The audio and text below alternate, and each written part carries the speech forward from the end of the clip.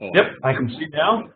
So Doug Folsom's now going to talk to us about incident action.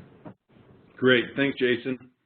So today, we're calling this a safety moment, but, we're going to talk a little bit about what do we do if something unsafe has happened. What if we've been injured? What are the things that we need to know as an employee when there is an injury? What do we need to do? So one of the things we first kind of want to explain and just briefly is about workers' compensation. Of course, if you're hurt on the job, there is workers' compensation insurance, which exists to do a couple of different things for you. Number one, cover the cost of the medical associated with that work-related injury.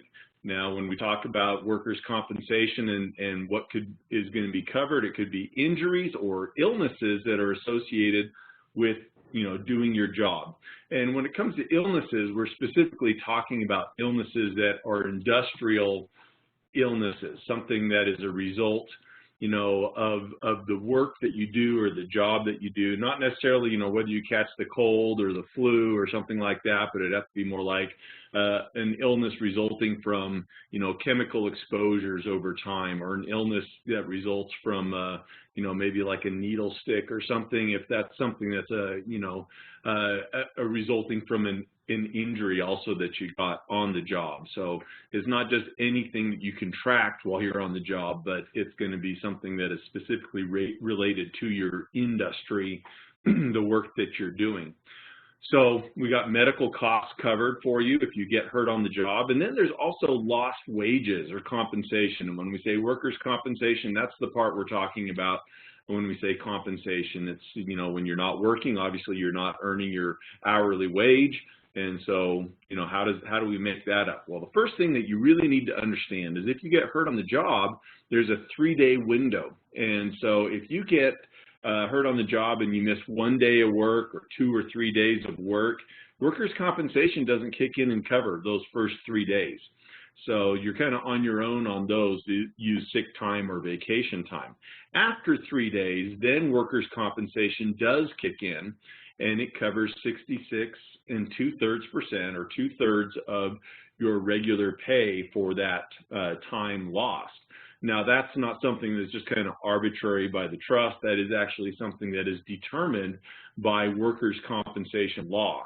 The thing that you want to understand about that 66 2/3% is that is tax-free. So when you get that check from workers' comp, you're not going to be paying any taxes on that. There's no withholdings on it. So in actuality, you're going to be looking at a check that's probably closer to your regular take-home, than you would think by the 66 2/3. If there's a little bit of shortfall, let's get you back to work so you can start earning your regular pay again.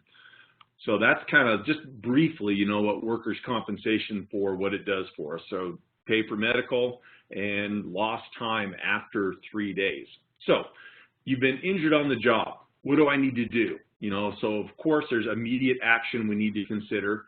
We also need to talk a little bit about, reporting requirements. Who do you have to say, who do you have to tell that you've been injured to? How do I get medical care? Where do I go for medical care if I get hurt on the job? What do I do if I'm off work while I'm healing? How's that work with my workers' compensation and getting back to work? Obviously, returning to work's a big deal. That's the primary goal if you've been hurt on the job, is to get you back to work. We want to, allow you to heal, but we also, really most importantly, we need you back, normal situation, working and doing your thing. So if an accident happens, just in brief, stay calm. You've never heard that before, right? If something happens, we want to make sure we stay calm, act appropriately. You want to make sure that you're safe, that others around you are safe. Get to safety, protect yourself. Check for injuries, either if that's yourself or others around you, if there's been an accident, and if anybody needs first aid, we want to make sure that that is rendered. And then if it's an emergency, of course, call 911. We'll talk a little bit about that in a second here, specifically about emergencies, but also in addition to calling 911, if that's necessary, regardless of whether it's an emergency or not, we do need to call your supervisor. You need to contact your supervisor and make sure you report any incident to your supervisor as soon as possible. So talking about immediate action, things that we need to think about, first and foremost, if there is an injury, is it an emergency?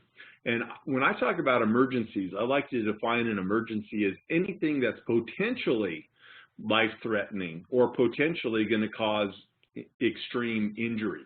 And so that's something that's important. Lots of times we may sit there and we may wonder, well, is this an emergency or not? Is someone going to die if I don't call 911 or not?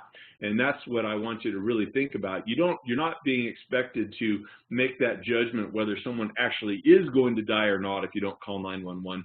We just want you to be able to recognize, is there potential that this is a life-threatening injury, or is this a life-threatening, dangerous situation? And that's when, we decide we need to call 911. So if it is an emergency, obviously your next step is always going to be to get first responders coming, call 911, activate your rescue team, get your first aid provider there, or, provide first aid for yourself or for others around you, if that's the case. What is an emergency? Let's going to give you some examples of specific conditions or incidents that we would definitely say are potentially life-threatening or actually life-threatening. Number one, if someone's not breathing, that's an emergency. That is the most life-threatening, situation that you're probably going to be faced with, is if someone doesn't breathe or if they're having extreme difficulty breathing. That's something obviously, we need to make sure we address. So that's an emergency. If someone loses consciousness, we should treat that as an emergency too. We don't just generally lose consciousness for no reason. That's a sign of a serious injury, a serious trauma. And so that would be something you should call 911 on. Severe bleeding. If we've got someone who's just bleeding out, that's obviously potentially life-threatening. After not being able to breathe, losing a lot of blood is maybe the next most dangerous thing, or most likely to result in a life-threatening situation. So obviously, if there's a lot of blood, that especially if we can't control it, then that's going to be an emergency.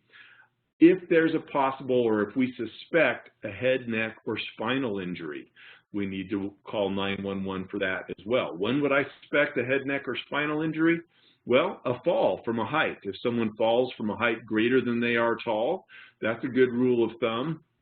We want to not move that person, and we want to call 911. If they've been in a car crash or some other, severe trauma, it could be a sporting related activity, skiing into a tree or diving and hitting the bottom of a pool or something like that would also, be something where we would suspect a possible head, neck, or spinal injury, and we should, immobilize that person and call 911.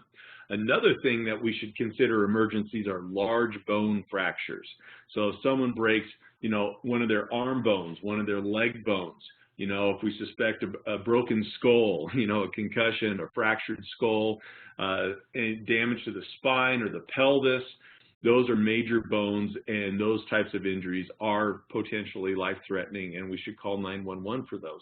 If it's a small bone fracture, like a bone in your hand, your fingers, your feet, or your toes, those smaller bones, we don't generally consider those to be life-threatening, and those may not need to be treated as an emergency, and we may just transport that person with that injury to the doctor, not necessarily by calling 911, but we can just transport those ourselves. So large bone fractures should be considered an emergency. Someone who goes into a severe state of shock, that's also life-threatening.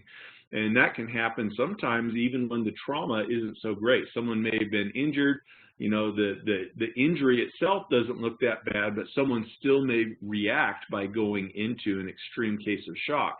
Shock can even happen when someone hasn't experienced an injury at all.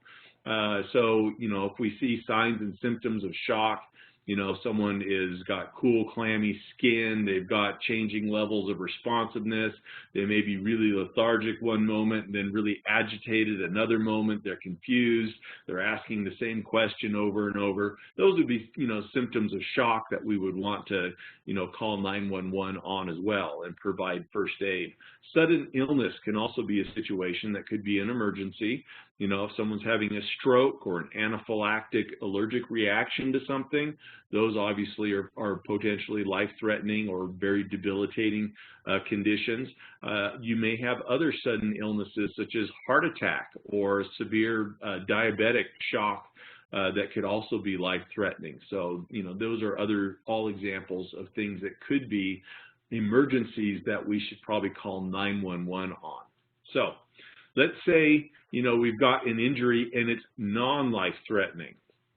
Obviously, with a non-life-threatening injury, we still want to provide first aid.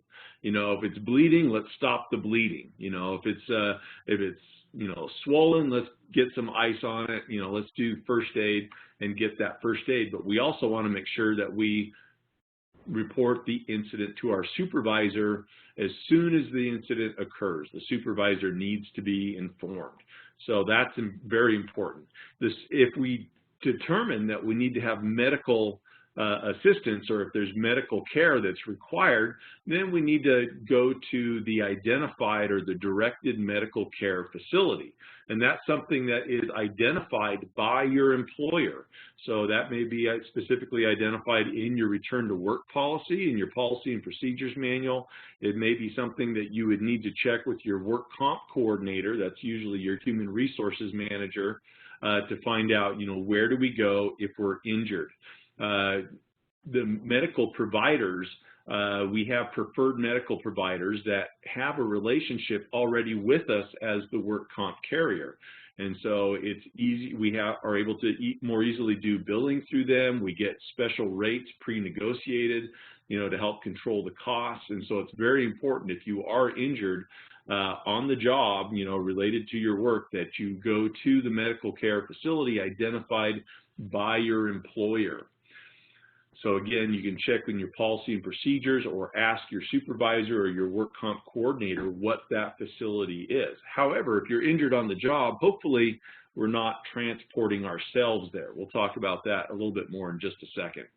Obviously, failure to use the designated medical care provider can affect many aspects of the claims management system, from being able to get the bills paid to the amount that's paid, communication with the doctor, and so forth. So, it's really preferable that we go to that preferred provider first, and you should always make sure that if it's a work-related injury that you go to that identified medical care facility. Injury reporting. So if you do get hurt on the job, regardless of how major or minor the injury is, it needs to be reported. And you may think that nothing's going to come of this injury. It's just something really minor. I just, nicked my hand. I slipped and fell down, but I'm okay. I'm sure I feel okay. Those are things that can creep up later on and actually, wind up being more serious than we thought. I was injured once, and I broke a disc in my back, and when the disc broke, all I felt at the time was a pop and a sharp pain that went away almost immediately, and I was fine until a week later when I had partial paralysis in one of my legs. And, and then I go to my boss and I say, hey, I hurt myself a week ago, now my leg's not working. And he's going like, sure you did, right? A week ago? You know exactly when this happened, huh? So it's really a good idea. Anything that happens, make sure you report that immediately to your supervisor. That can really help move these things along, help us handle the claim more smoothly. It helps us investigate incidents where we can maybe help prevent other injuries from happening to other people in the future. So supervisors need to report, immediately. You need to report to your supervisor immediately if you have any kind of incident, especially where there's injury. And supervisor then needs to report to the work comp coordinator, who will then, open a claim with us within 24 hours. So reporting, quick is very important. We want to make sure that information gets passed along. Someone's been hurt on the job. We think we need medical care. Transportation is something we need to think about, probably think about ahead of time. It is advised by us to have supervisors accompany injured employees to the doctor, to the medical care provider. Now, that doesn't necessarily mean you have to go into the examination with the the employee or have the supervisor come in with you for the examination, especially if you're not comfortable with that. But with the supervisors there, they're able to answer more questions for the doctor and get information from the doctor that the employer may need. Also, another aspect of this that's very important is that if, we need to transport someone to the doctor, we shouldn't be asking them to drive themselves. If someone's been injured to the point where they need medical care, their ability to drive may be impaired. It could be impaired because they may be in a state of shock. It could be impaired just because, we've lost some blood, or maybe we're distracted from the pain. So if someone is hurt bad enough that they need medical attention, probably a good idea that we don't put them behind the wheel of a vehicle. So again, think about transportation to and from the medical facility, because we want to make sure just because that person, gets treated, who knows what the doctor is going to say afterwards, whether they should be driving or not. So again, think about transportation needs. So we've been injured, we've gone to the doctor, we've got treatment. Before we leave the doctor's office, there's some other things we need to make sure we think about. Number one, I've gone to the doctor, it's a work-related injury. I need to leave there with a release from the doctor saying it's okay for me to go back and work my job normally, or I need the doctor's restrictions. What restrictions is he going to place on work I can do? Is there going to be a lifting restriction, a bending restriction? Is there going to be a, sitting, walking, restrictions? We need to know that information, okay? And so before you're done with the doctor, make sure you have that information, that release or those restrictions from the doctor, so you can get back to work. And it's important that after the doctor visit that we go back to work. We take that release, or we take those restrictions, we go back to work, we give those to the work comp coordinator, or at least to our supervisor, who will take them to the work comp coordinator. But you may, go home if the doctor tells you, hey, don't go back to work. So the rule is go back to work unless directed by the doctor not to go back to work. Make sure all that paperwork comes back to work. Then we can review the restrictions, and we can develop a return to work plan for you. And so that we're going to do things that will not aggravate your injury or make that injury worse.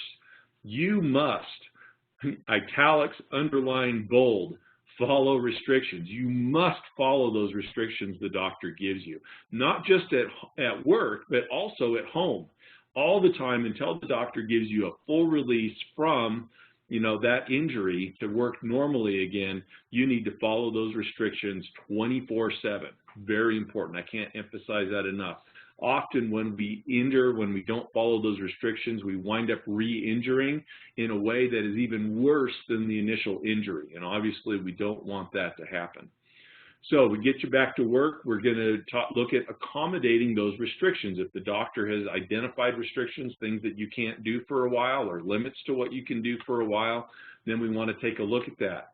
Hopefully your employer has considered light duty jobs that are available, and we want to line you up with work that you can do that meets those restrictions. Sometimes this means you're not going to be doing your normal job. You may be assigned to do other work than what you normally do. And so be prepared for that light duty restrictions may require you doing different work than normal. It also may even require a transfer to a different department than the one you normally work in, whatever is necessary to accommodate those restrictions so you can be at work.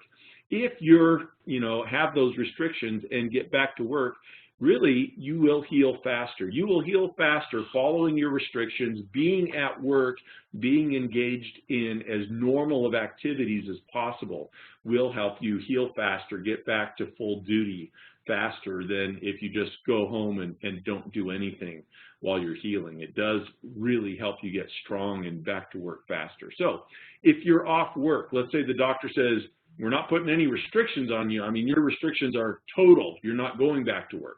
So if the doctor says that, then obviously you need to make sure and follow the directions that the doctor gives you. He's going to be telling you, whether you need to be laying down, what kind of things you need to make sure you're doing, icing, heating, medications, whatever it is, make sure you're following the doctor's instructions. Don't exceed your restrictions. The doctor tells you you need to be in bed all the time, you need to stay in bed all the time. And another very important thing, if you're taking off work, make sure you show up for all your doctor's appointments. We can't get you back to work if you don't show up for the doctor's appointments, and that can create problems with the claims handling. So make sure that you're showing up for your doctor's appointments and physical therapy. Physical therapy is an important part of getting you healed up and back to normal life and to normal duty. So make sure that you follow those instructions and prescriptions for physical therapy as well. When it's time to come back to work, you will be given a release. You'll be told that you are released to go back to work, whether that's a full release without restrictions or whether that's a release with modified duty, with restrictions on there. I'll get that word out there. So if your boss calls you, your supervisor or your work comp coordinator calls you and says, hey, we got restrictions, we've got a job for you to do that fits within your restrictions, it's modified duty, we want you back to work tomorrow, that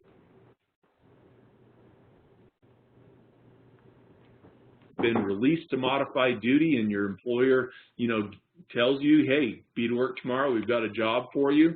Not showing up is an absence, and if you don't agree that you're not ready to go back to work, well, then you need to talk to the doctor about that, because the doctor is the one that has released you or okayed you to go back to work. So again, if you're offered a position to come back to work with those restrictions, make sure you show up.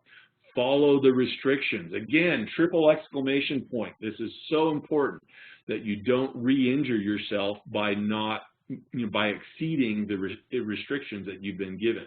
If you're not sure whether something you're doing meets your restrictions or not, or if you should be doing it, then don't do it. Hang back, talk to your supervisor, take a look at the restrictions again, make sure that it's okay, that you're not going to hurt yourself, while you're still healing. Sometimes we get this impulse, well, I can do something real quick, I'll just do it just once, it won't take me very long, yeah, it exceeds my restrictions a little bit, but hey, I'm just going to do it real quick, I can do this. That gets us in trouble. So be really careful if you're on work restrictions to make sure that you don't do anything impulsive or otherwise that will get you outside of those work restrictions, because again, you can wind up being injured even worse than you were the first time, and we don't want that. It makes the claim more expensive. It takes longer for you to be able to get back to work and to normal life, which is very important for all of us.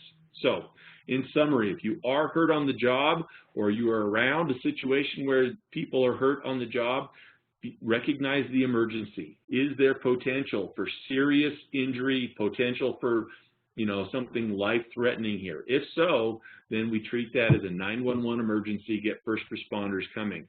Report all incidents, no matter how minor, to your supervisor as soon as possible. If you are injured and you need medical care, don't get in the car and drive yourself. Make sure somebody drives you to the doctor to get that medical care. Go to the doctor that's identified by your employer as the location that you should go to for that medical care. And before you leave the doctor's office, make sure we have a release to work or restrictions from the doctor so that we know, how to put you back to work so that you can heal, so that we don't hurt you. Follow the doctor's instructions, everything, 24/7, not just at work, but follow the doctor's instructions when you're at home, on the weekends, at night. Make sure you stay within the bounds of what the doctor's told you to do while you're healing. And then obviously get back to work as soon as possible. That is one of the most important things you can do to help yourself heal, whether that's with, modified duty and restrictions or just getting released to full duty. Working helps you, heal and get back to your normal abilities as soon as possible. So do we have any questions out there about what should I do if I get hurt, or workers' compensation or anything like that? I don't have any questions in yet, but folks can type those into the chat box or the Q&A box and let us know. I think you covered it so well that there are no questions. Brent, you got anything to add? Nothing else. Great job, Doug. Thank you. So unless there's any other questions, we just want to, wish you all a safe day. Go out there and make sure that we don't put any of this information to use today. Obviously, we cover stuff like this on a just in case, but you know, the goal is to be safe every day. So go out there, have a safe day, go home with all your fingers and toes, and let's take care of ourselves.